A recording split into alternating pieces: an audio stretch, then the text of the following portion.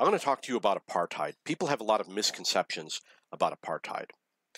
What people don't understand about apartheid, the world was opposed to South Africa's policy of apartheid.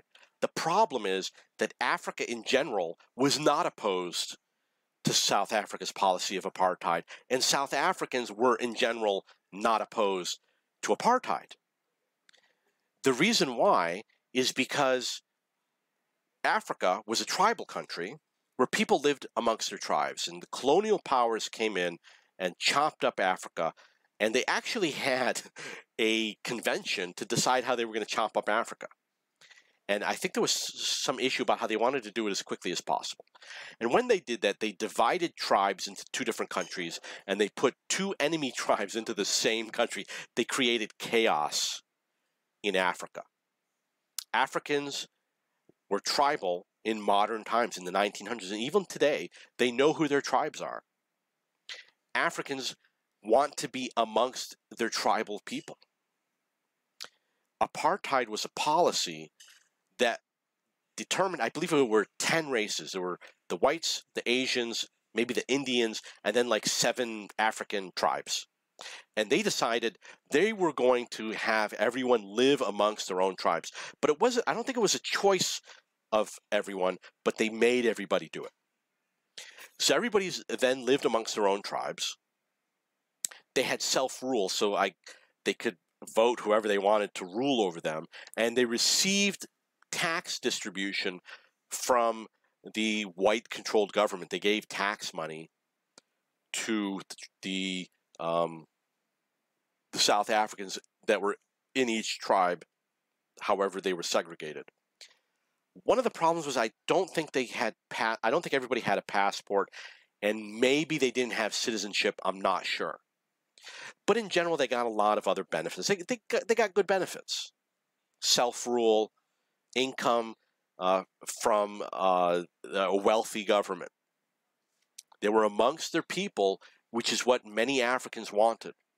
Other African countries I wouldn't say that they supported apartheid, but they were not against apartheid.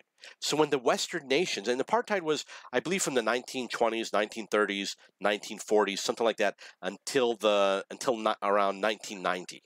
It's around 50 years. And I researched it. I couldn't find out why they created apartheid, but I found documents where they talked about how they wanted to implement it. That's all I found. And I met a woman from South Africa, and I asked her, why did they have apartheid? She said she didn't know because she left the country at a young enough age that she didn't go through the history of the country through the educational system. So Western nations were putting pressure on South Africa to get rid of apartheid because they believed it was racist. African nations were doing no such thing, didn't care, because African nations knew what apartheid was. They knew that people were amongst their tribes, and they knew the problems that they had faced with their people being split from tribes and warring tribes and racism within Africa. They knew that it was ending racism because if you're within your tribe, you're no longer racist against another tribe. So it solves the problem. There are women all the time who say, we're going to end sexism by segregating men and women. They talk about it all the time. We want our own gymnasium. We want our own subway car. They actually say these things. So Nelson Mandela, I believe he was released from prison. F.W. de Klerk was the president of South Africa. He dismantled the nuclear arms program because they had nuclear weapons. And he met with Nelson Mandela. I'm pretty sure he met with him. And F.W. de Klerk decided to end apartheid, and I don't know how the electoral process worked. I know that there were many leaders. It's not like he was a dictator or something like that. But there was an election, and the African National Congress won, not Nelson Mandela.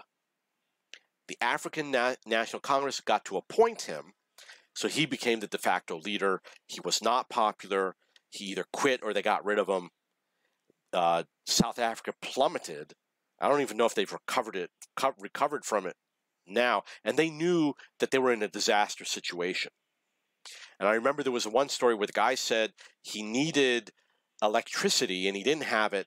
And he understood that there was a problem where the person who did it was fired and the person who was hired didn't know how to do it. And he said, well, I know how to do it. I will wire it myself. All you got to do is turn it on, and they refused to do it. And he said it was a lot of bureaucracy, when the government changed hands. And nobody liked living in South Africa after F.W. de Klerk ended apartheid. Not because the apartheid was good, but because there was mismanagement after apartheid, which is common. You got to set up a new government. There's going to be mismanagement for a while. So Americans like to say Nelson Mandela is a hero. They don't say why. And I will tell you, he is not a hero.